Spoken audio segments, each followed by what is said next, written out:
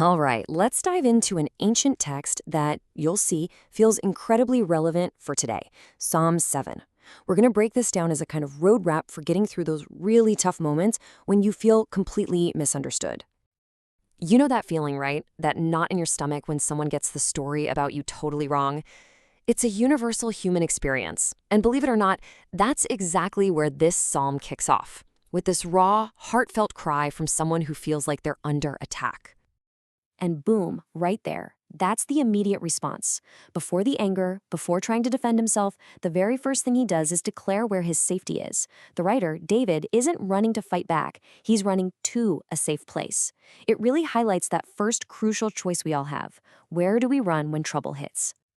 So you can think of this psalm as a journey, like a spiritual and emotional roadmap that takes us from that initial feeling of distress all the way to a place of peace. And that first step, as we just saw, is this plea for refuge. It really sets the stage for everything else. I mean, think about that. It's so counterintuitive to how we're wired, isn't it? Our first instinct is often to lash out. But David is basically saying, God, you handle this. Get me out of here. Protect me from these attacks. He's handing the whole messy situation over right from the start. Okay, so what's next on this journey? After running to that place of safety, David does something pretty remarkable. He turns the spotlight inward. Before he points any fingers, he takes a moment for some real, honest self-reflection. And this part, wow, this is incredible vulnerability. David basically says, okay, God, if I actually did this, if my hands are dirty, you can check. He is literally inviting God to search his heart and see if there's any truth to the accusations. That takes some serious integrity. And this just shows such a huge contrast. Our default setting is usually to defend and deny, right? We put the walls up. But David shows us a totally different way, being willing to be examined by a higher power, because he trusts that the truth will come out in the end. It's a move away from just winning an argument to actually wanting what's right. Now, this is the real pivot point of the whole psalm, the game changer.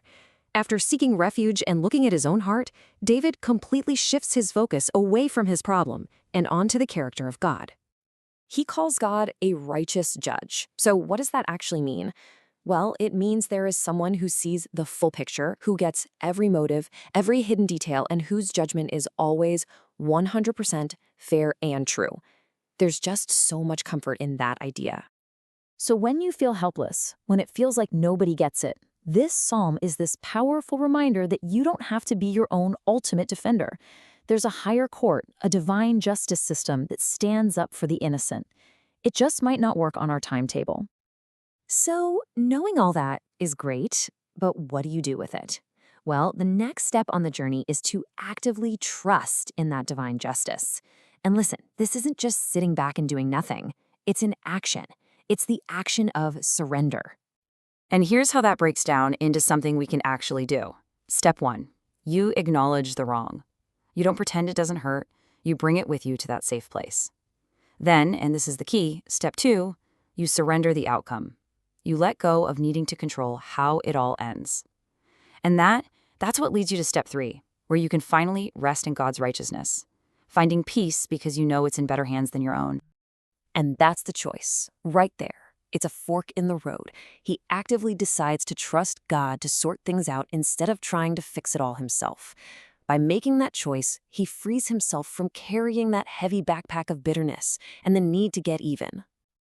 And this brings us to the final and maybe most transformative step in this whole process. After everything else, seeking refuge, checking his own heart, and trusting God, David makes one more choice that really solidifies his peace. Just listen to how this psalm finishes. It started with a desperate cry for help, and it ends with this confident shout of praise. And get this, he's not praising because his problem magically disappeared. He's praising because he trusts the character of the one who's handling it. This distinction is everything. Worry keeps our eyes locked on the problem, on the unfairness, on the hurt. But worship lifts our gaze up to God's character, his fairness, his power, his faithfulness. It is the ultimate perspective shift. So let's just pull it all together. The roadmap from Psalm 7 is actually super clear. When you're misunderstood, you seek refuge, not revenge. You maintain your integrity with an honest self-examination. You shift your focus from the problem to the righteous judge.